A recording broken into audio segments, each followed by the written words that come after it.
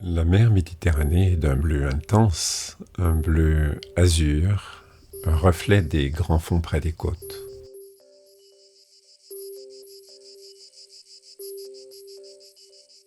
Au large, le courant ligure charrie du plancton.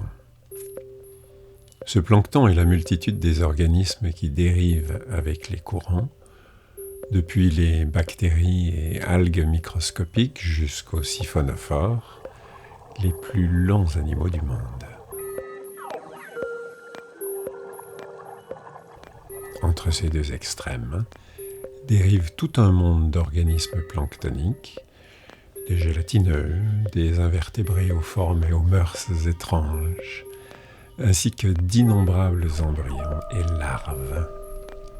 Parfois, lorsque nutriments, température et lumière sont au rendez-vous, ces planctons prolifèrent en blooms spectaculaires.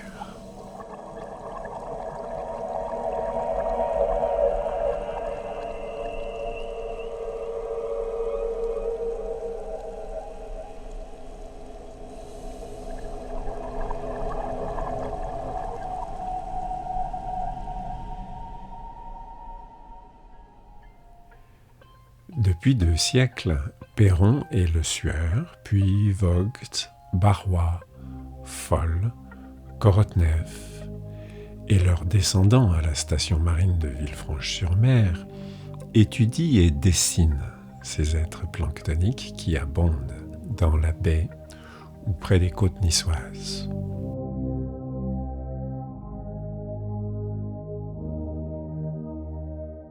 On les appelle méduses voilettes. Ressemblant à des voiliers miniatures, les vélèles sont en fait des colonies de multiples individus. Chaque année, à la fin du printemps, ces planctons de surface, cousines des méduses, prolifèrent et échouent sur la côte, décorant nos plages de franges bleues.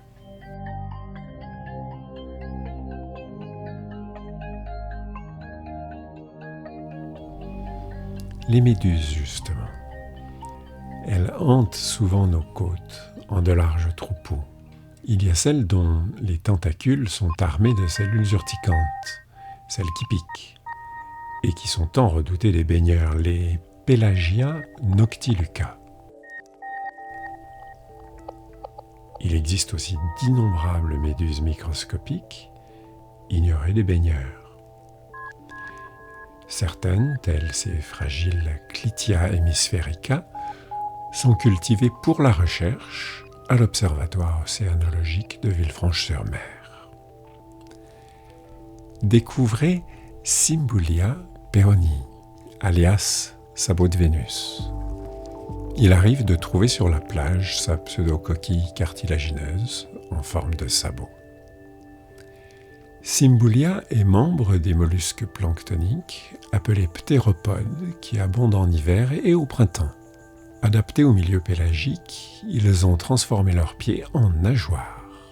Et lorsque les élégantes et transparentes Cestus veneris alias ceinture de Vénus sont au rendez-vous, c'est l'été qui s'annonce.